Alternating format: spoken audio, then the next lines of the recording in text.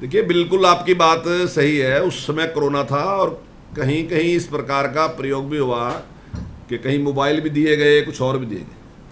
शुरुआत में जब हमने विचार किया था तब कोरोना की दृष्टि से ही हमने विचार किया था, लेकिन बाद में हमारा विचार जो है कोरोना की दृष्टि से था, टेक्नोलॉजी की दृष्टि से था। हम कोरोना के लिए अभी ये टैबलेट नहीं दे रहे, हम लगातार ये टैबलेट देंगे।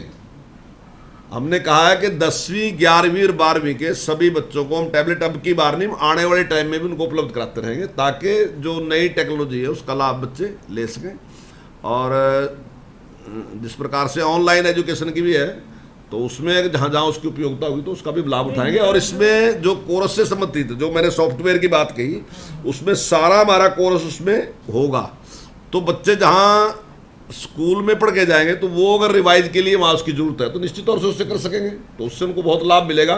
जहाँ संपन्न लोग तो बड़ी ट्यूशनों पे पैसा खर्च कर सकते हैं, लेकिन आम आदमी की एक प्रॉब्लम रहती है, तो वो सोचता है कि उसके पास इतने पैसे नहीं हैं, इतने संसाधन नहीं हैं।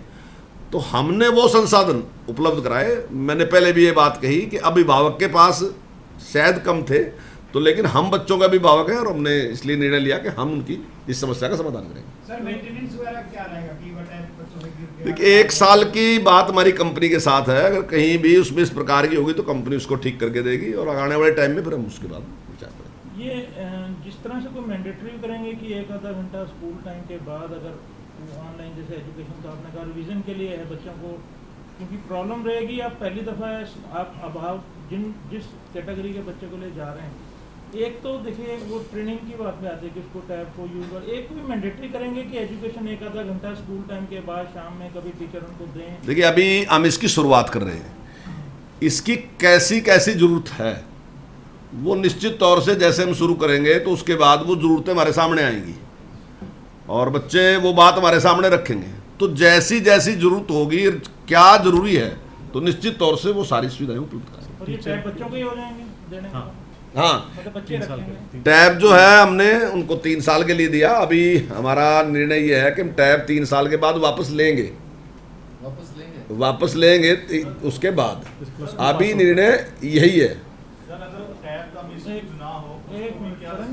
हाँ, उसमें इस तरीके का सॉफ्टवेयर हमने डाल दिया कि वो केवल और केवल जो हमारा सिलेबस है, तो बच्चा केवल सिलेबस ही उस पर पढ़ सकेगा, बाकी और जो सारा का सारा है वो उस पर उसका ओपन नहीं होगा, वो इस्तेमाल नहीं कर सकेगा। तो वो जो टैब वापस लेंगे आप, जैसे 12वीं वाले के तो नए रहेंगे, अभी 10वीं वाले के 3 साल की यूसेज हो जाएगी। यस।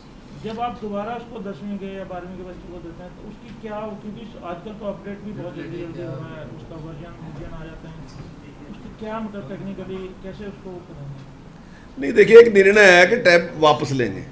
अब उसकी जरूरत 12वीं तक है, तो 12वीं तक उपयोग करने के बाद मैं समझता हूँ उसकी जरूरत नहीं है, तो वो बाद में निर्णय लेंगे उसका क्या इस्तेमाल करेंगे क्या नहीं करेंगे। कई बार कुछ चीज़ों का इस्तेमाल हो भी सकता है, वो तो उसके बाद का निर्णय है, लेकिन अभी हमारा निर्णय ही है कि 3 साल मतलब उसके नहीं, +2 करने के बाद उससे वापस लेंगे करेंगे या बच्चों को देते नए रहेंगे, हम वापस तो लेकर रख लेंगे? हाँ, नहीं, हर साल बच्चों को नए देंगे। हाँ, नए देंगे बच्चों को। जितना पुराना अगर जो टैब 3 साल उपयोग में लिया जाएगा, तो मैं नहीं समझता कि उसके बाद उसका कोई उपयोग हो सकेगा, कि उसके बाद उसको इस्तेमाल कर सके।